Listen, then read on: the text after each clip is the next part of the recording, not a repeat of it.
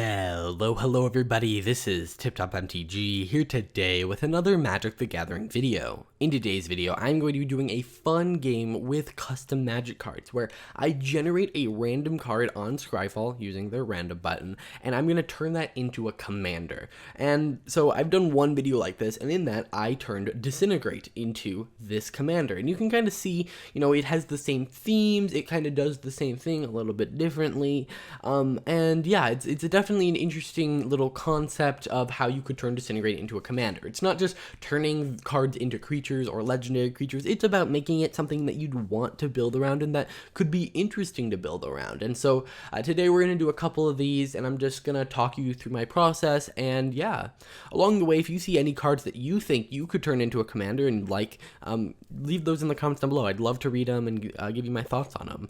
So yeah, why don't we just jump right into this? I don't think there's any need for further explanation. So here we have Divine Arrow. So this was actually originally printed in War of the Spark. And so this is just an instant, and it says it deals 4 damage to target attacking or blocking creature, and it costs 2.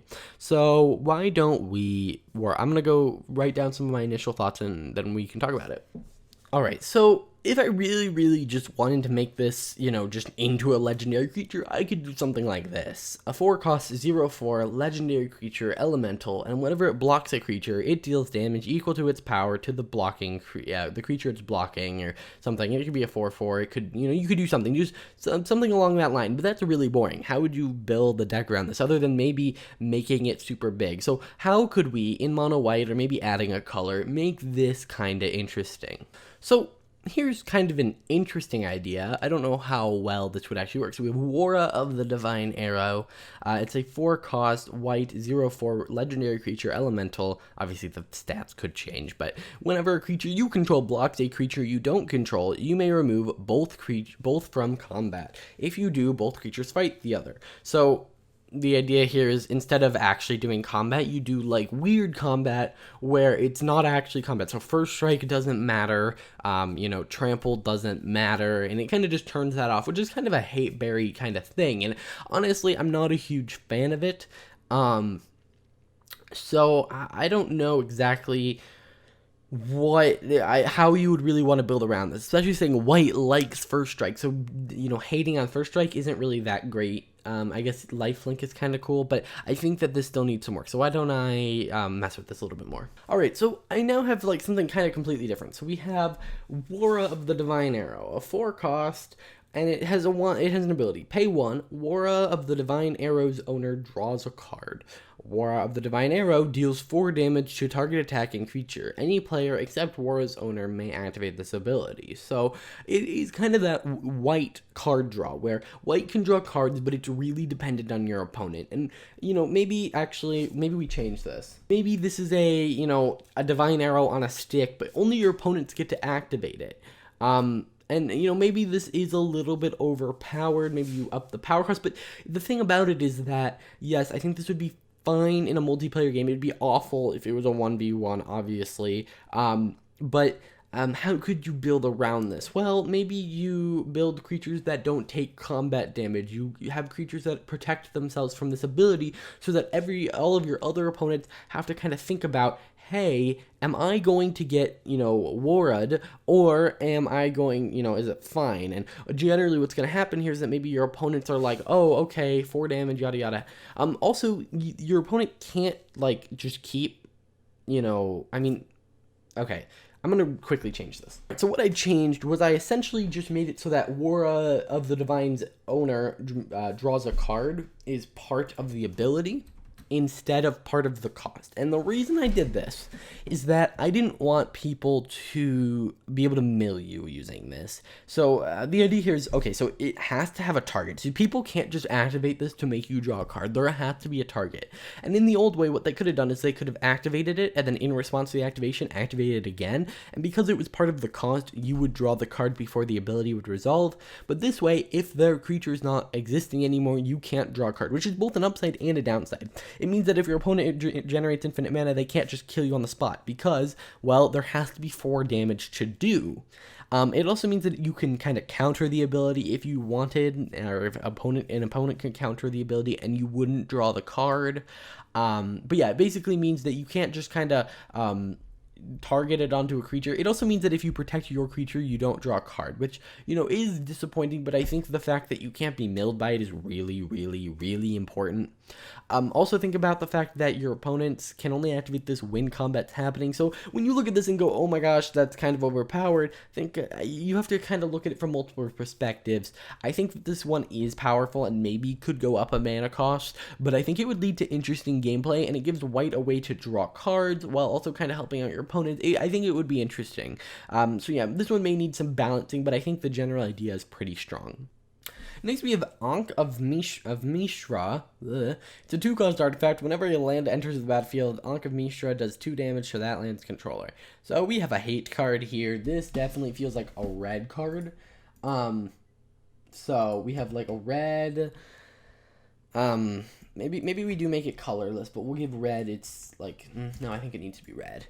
And then we do, well, just for now. So for now, it's just gonna be named Ankh of Mishra. It's a legendary artifact creature. So we have Ankh of Mishra. It's a 4-cost red legendary artifact creature, and whenever a land enters the battlefield, Ankh of Mishra deals X damage to that player, where X is the number of lands that have entered the battlefield under their control this turn. So whenever anyone plays a land, they're gonna take 1 damage, which is, you know, worse than Ankh of Mishra. But if they play a land and then let's say cultivate, now they're taking 2 from that land. So they do have to play a decent amount of lands, but I think it's just, you know, to make it nicer, you know, yeah, I just don't think having Ankh of Mishra in the command zone would be great. But also it has another ability. You can pay 5, sacrifice a land, and tap it. Then each player, so including you, creates a token copy of the sacrificed land. So let's say you have an awesome land with an awesome ability or something. You could sack it and give everyone a copy of it.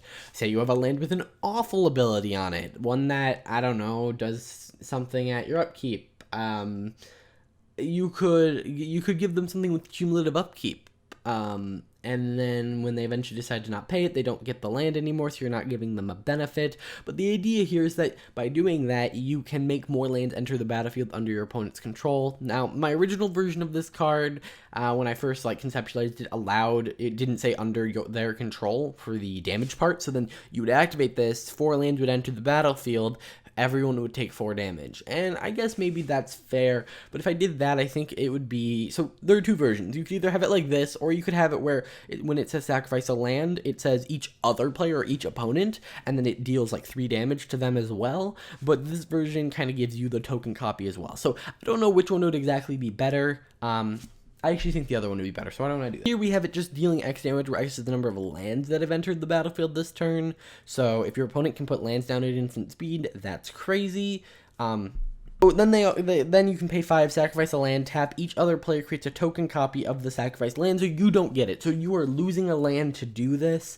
But say your opponent does something. Let's say they're like, okay, I can handle taking 1 damage from the first one, 2 from the third one, 3 from the fourth one, right? And then they're just like, okay, I can handle taking 6. And then you at instant speed sacrifice one of your lands, make everyone create one. Now there were 6 lands that entered the battlefield. Now you're dealing 6 damage to each player. I think this is actually a really interesting kind of burn commander, and I really like the design of it. So yeah, this is probably one of my favorite ones I've done.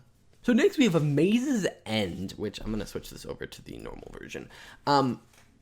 Okay, so this one is an alternate win con, and honestly, I don't know exactly how I would want to encapsulate this one.